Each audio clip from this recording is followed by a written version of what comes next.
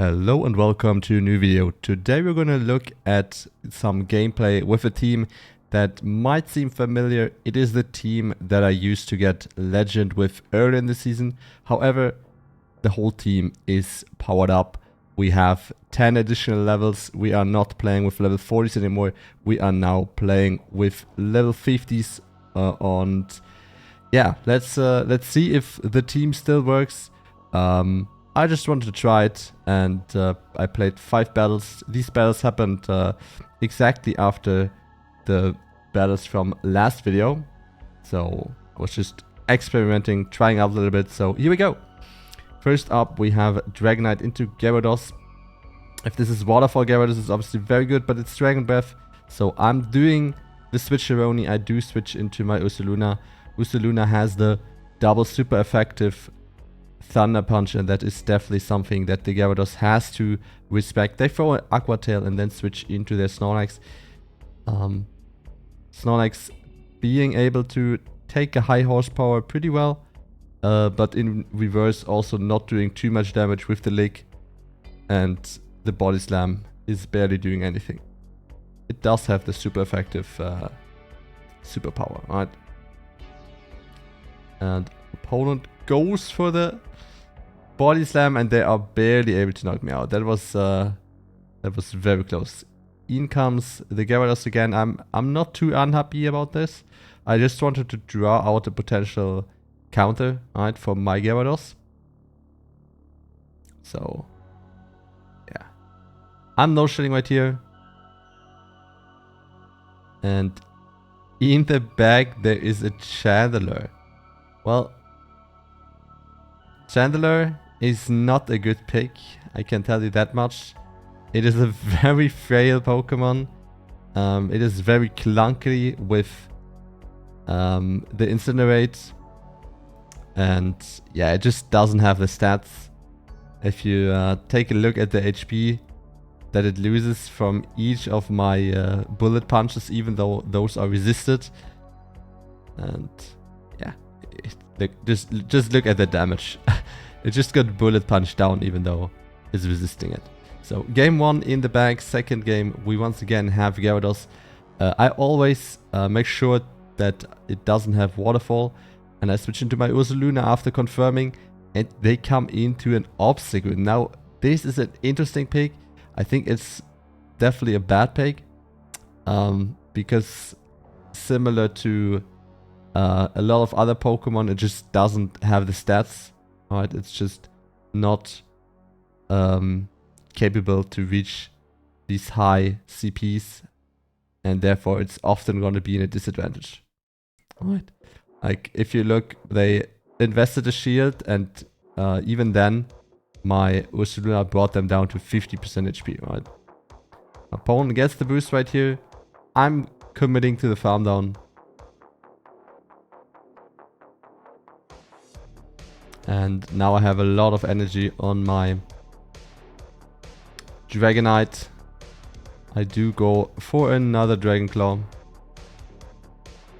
They end up no-shitting that. And right here I do make the decision, alright, I'm gonna go all in on my Metagross, and they have Excadrill in the back. And Excadrill actually is very close to outpacing the Metagross to Earthquake Meteor Mash. So I actually baited right there before even having the energy, because I would have not gotten to the Meteor Mash and Earthquake if I didn't do that, because my opponent would have caught up. They were like one turn behind. That way I am able to get to the Earthquake. My opponent probably was like, alright, they're throwing the move, so they probably have the energy. I might have miscounted. Next, we have a shiny Gyarados. This one is not a Shanda though, and it has Dragon Tail. In comes a Shadow Mamoswine. I'm gonna shield right here, because they can't really farm us down, and I'm gonna threaten to knock them out right here. I'm baiting. It would be very punishing if they no shield, but they probably want to keep switch. So We're getting the shield, and we also make sure that the Mammoth Swine doesn't have enough HP to reach another move against my Metagross. In comes their own Ursaluna, but Ursaluna doesn't really have the greatest matchup against Metagross, especially if there's still a shield and if the Metagross is ahead on energy. And before they even throw a high horsepower, we knock him out. And Dragon Tail is also not helping them right here. I do decide to shield because Crunch is most likely gonna be the most damaging move. Right here I even attempt and successfully perform a catch. We get the debuff. I was a bit worried about this. And we're luckily still able to get to our Dragon Claw. They can shield and farm us down right here, but it is not gonna be enough. And we throw the Earthquake for good manners right here. Winning the CMP tie. That is game over. Next up, we have a Machamp. Also interesting pick. In comes a Snorlax. And right here, with Ursaluna being full HP, it is definitely a good matchup to bring it into. And yeah, they're gonna body slam us, but look, it is barely doing anything. They probably need like 4 body slams. And right here they go for the superpower. We overfarm a bunch, and then we go for the high horsepower. Opponent does no shield. In comes the Machamp again, and right here I'm committing. I do want to get to the high horsepower. Thunder Punch isn't gonna do too much. And my opponent no shields, thinking I might have not gotten there, and then they top left right after. Ursaluna doing all the work. Next up, we do have an Excadrill lead. This is a pretty good lead for this team. Because Excadrill does pretty good against the Metagross in the back. And right here, I think it's rough to see because the game is sped up to almost twice the pace. But I lagged there. I had like a small frame drop, and they ended up catching the move, which I think I would have not happened if the frame drop didn't occur. Alright. Poland shields the move with the Gyarados, and they end up CMP tying me on the second Thunder Punch. This is a huge mistake. They should have thrown the move earlier. And to not be in a situation where they're down 2 shields, and then they end up undercharging, and they undercharge too much, and they have to throw another Aqua Tail. This is really not optimal. Right here I thought, okay, my opponent might have just thrown a Rock Slide, but actually went for the Drill Run.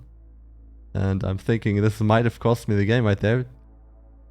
But yeah, we're switching into our D-Knight, and they have their own Ursaluna in the back.